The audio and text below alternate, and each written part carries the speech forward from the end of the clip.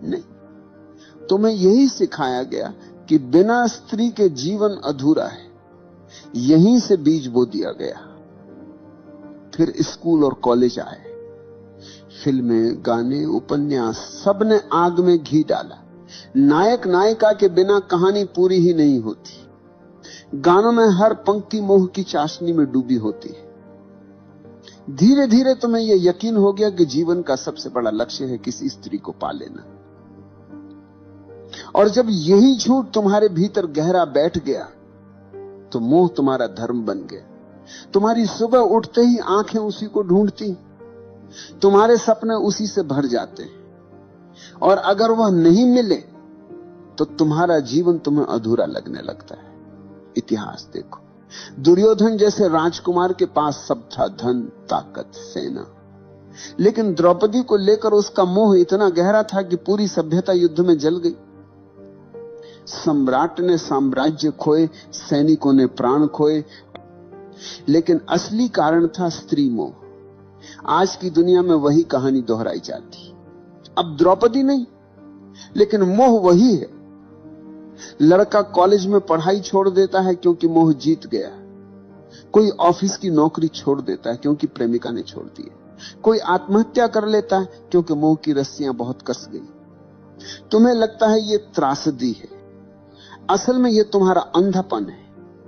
समाज ने तुम्हें यह सिखाया, औरत के बिना जीवन अधूरा है, और तुमने बिना सोचे ये मान लिया। यही तुम्हारी सबसे बड़ी भूल है। कभी ध्यान से देखना, मोह तुम्हें कहां कहां फंसाता है। एक मुस्कान, एक संदेश, एक कॉल, और तुम्हारे भीतर तूफान उठ जाता है। तुम्हारी नींद चली जाती है, तुम्हारा ध्यान बिखर जाता है। तुम्हारी ऊर्जा जो काम, ध्यान और रचनात्मकता में बह सकती थी, वह सब बर्बाद हो जाती है मोह की आग में। और यह सिर्फ तुम्हारा हाल नहीं, यह पूरी सभ्यता का हाल है। राजाओं से लेकर कवियों तक, संतों से लेकर साधुओं तक, हर कोई इस मोह में गिरा है। किसी ने साम्राज्य खोया, किसी ने साधना खोई, किसी ने आत्मा खो दी। मोह तुम्हें धीरे धीरे कैदी बना देता है। पहले वो मिठास देता है जैसे शहद। तुम्हें लगता अब मैंने सब पा लिया, लेकिन धीरे धीरे वही मिठास रस्सी बन जाती और तुम उसी रस्सी से बंध जाते हो। तुम्हारी स्वतंत्रता गायब हो जाती है, तुम्हारा विवेक खो जाता है, तुम्हारी आंखें बस उसी मोह के अंधेरे में डूब जाती। और मजे की बात यह है कि तुम्हें यह गुलामी दिखाई भी नहीं देती। तुम गर्व से कहते हो मैं प्रेम में हूं, लेकिन अगर सचमुच प्रेम होता तो तुम स्वतंत्र होते। ये मोह है, और मोह हमेशा गुलामी देता है। आज मीडिया ने इस मोह को और गहरा कर दिया है। विज्ञापन देखो, हर चीज बेची जाती है औरत की छवि के सहारे। चॉकलेट से लेकर कार तक, कपड़ों से लेकर परफ्यूम तक, हर जगह स्त्री मोह का इस्तेमाल किया जाता है। क्यों? क्योंकि उन्हें पता है कि आदमी गुलाम है। तुम्हें स्त्री का मोह दिखा दो, तुम खरीद लोगे, तुम झुक जाओगे। यहां तक कि धर्म भी तुम्हें पूरी तरह आजाद नहीं करता। धर्म कहता है पत्नी के बिना अधूरा है आदमी। तो एक तरफ धर्म मोह को गलत कहता है, दूसरी तरफ उसी मोह को धार्मिकता का नाम दे देता है। तुम उलझन में रहते हो और वही उलझन तुम्हारी गुलामी को और गहरा कर देती है।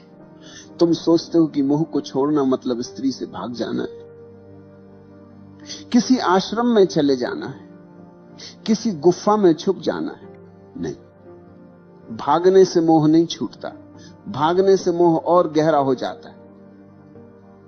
तुम जितना दबाओगे वह उतना भीतर से चुभेगा। मोह को छोड़ने का पहला कदम है पहचानना। पहचानो कि यह मोह है, प्रेम नहीं।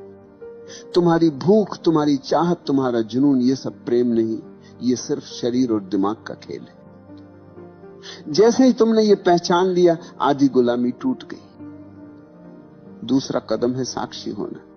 जब मोह उठे तो उसे दबाना मत, उसे देखो, अच्छे से देखो। कैसे शरीर में बेचैनी उठती है, कैसे दिमाग में कल्पनाएं दौड़ती हैं। बस साक्षी बनकर देखो।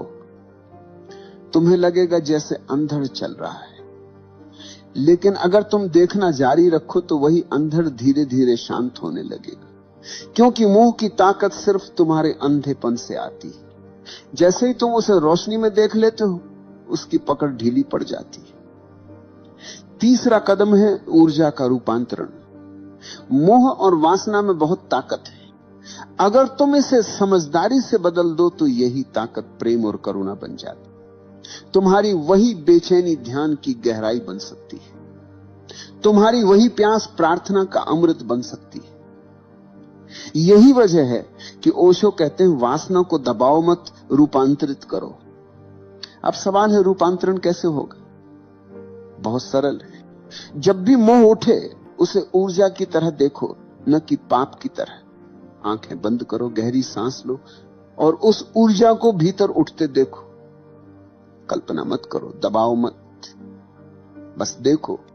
धीरे धीरे वो ऊर्जा नीचे से ऊपर उठने लगेगी और जब वह ऊर्जा हृदय तक पहुंचती है तो मोह प्रेम में बदल जाता है। जब वही ऊर्जा तीसरे नेत्र तक पहुंचती है तो मोह ध्यान में बदल जाता है। चौथा कदम है अस्थाई को पहचानना। शरीर आज जवान है, कल बूढ़ा होगा। सुंदरता आज खींच रही है, कल मिट्टी में बदल जाएगी। जिस मोह को तुम इतना बड़ा समझ रहे हो, उसकी उम्र बस कुछ साल है। जैसे ही यह समझ भीतर उतरती है, मोह की पकड़ कम हो जाती है। तुम्हें दिखने लगता है कि यह सब अस्थाई है। पांचवा कदम है ध्यान। ध्यान ही अंतिम उपाय है। ध्यान में बैठो, आंखें बंद करो और देखो कि मन कहां भाग रहा है। मोह आएगा, चित्र आएंगे, इच्छाएं आएंगी, लेकिन अगर तुम दृढ़ हो तो धीरे धीरे मन शांत होने लगेगा। तुम्हें पहली बार दिखेगा कि मोह तुम्हारा स्वभाव नहीं, बस तुम्हारी आदत है। और आदत तोड़ना मुश्किल नहीं है अगर तुम जागरूक हो। याद रखो, स्त्री से मोह हटाना मतलब स्त्री से नफरत करना नहीं।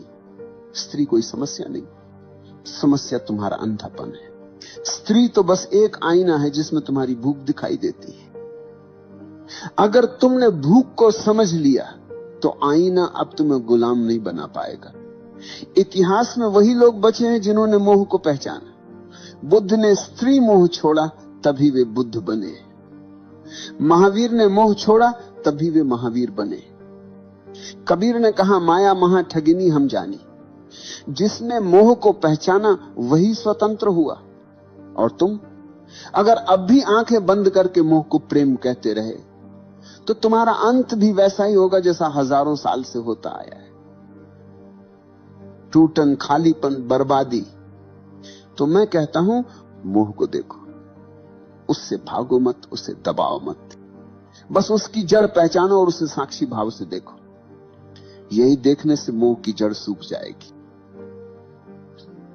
याद रखो, स्त्री मोह को छोड़ने का मतलब स्त्री से भागना नहीं, बल्कि अपने भीतर के गुलाम को तोड़ना है। और यही तुम्हारी असली आजादी है। इतिहास गवाह है, स्त्री मोह ने सबसे बड़े योद्धाओं को भी भिखारी बना दिया।